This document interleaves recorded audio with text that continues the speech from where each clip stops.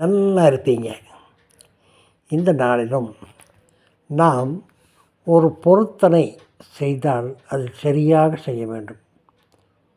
அது எந்த விதமான பொருத்தனையானாலும் நாம் என்ன சொல்கிறோமோ, மனதில் என்ன நினைத்து சொல்கிறோமோ அதை சரியாக செய்தால் மட்டுமே நன்மை நமக்கு கிடைக்கும்.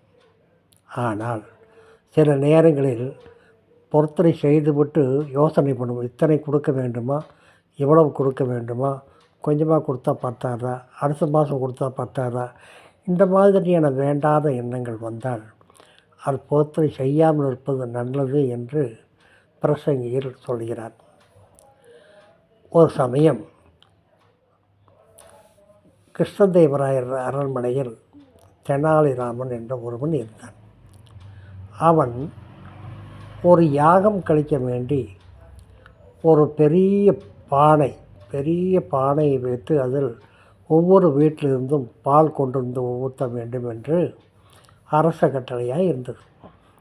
ஆனால் முன்னால் வந்தவன் என்ன செய்தான்,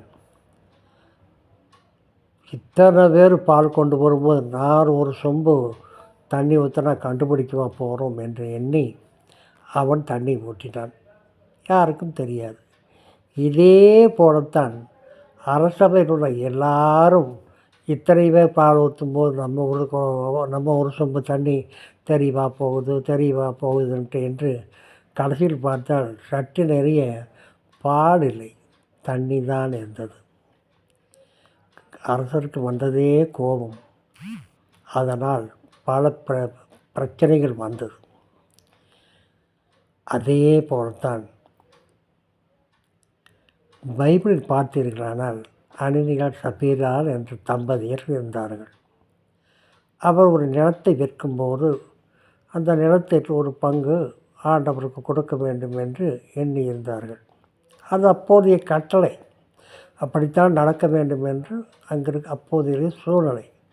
ஆனால் கணவன் சொன்னான், நான் இத்தனைக்கு விற்றேன், நான் இத்தனை தான் நான் கொடுப்பேன் என்று விற்றது என்று நீயும் சொல்லிவிடு, நானும் சொல்லிவிடுகிறோம் என்று விற்ற பணத்தையே மறைத்தார்கள். ஆனால் அப்போது இந்த பேதுருக்கு தெரிந்துவிட்டது. அவர்கள் கடவுளிடம் நெருங்கி இருப்பவர்கள், மற்றவரை பற்றி அறிந்திருப்பவர்கள், தீர்க்க தரிசனமாக சொல்லுகிறவர்கள்.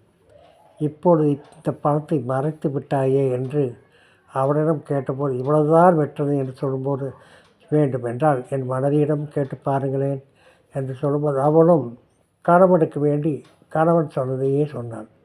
ஆனால் இருவருக்கும் நேர்ந்த கதி என்னவென்றால் அது அவருடைய வாழ்க்கையின் கடைசி ஏற்றமாக முடிந்துவிட்டது.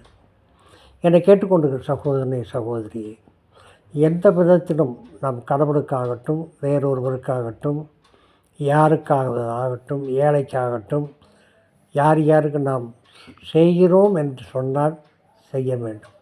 செய்ய முடியாவிட்டால் அதை பற்றி பேசவே கூடாது என்று கூறி இந்த கதையை லைக் பண்ணுங்கள், ஷேர் பண்ணுங்கள், சப்ஸ்கிரைப் பண்ணுங்கள். மீண்டும் நாளை சந்திப்போம்.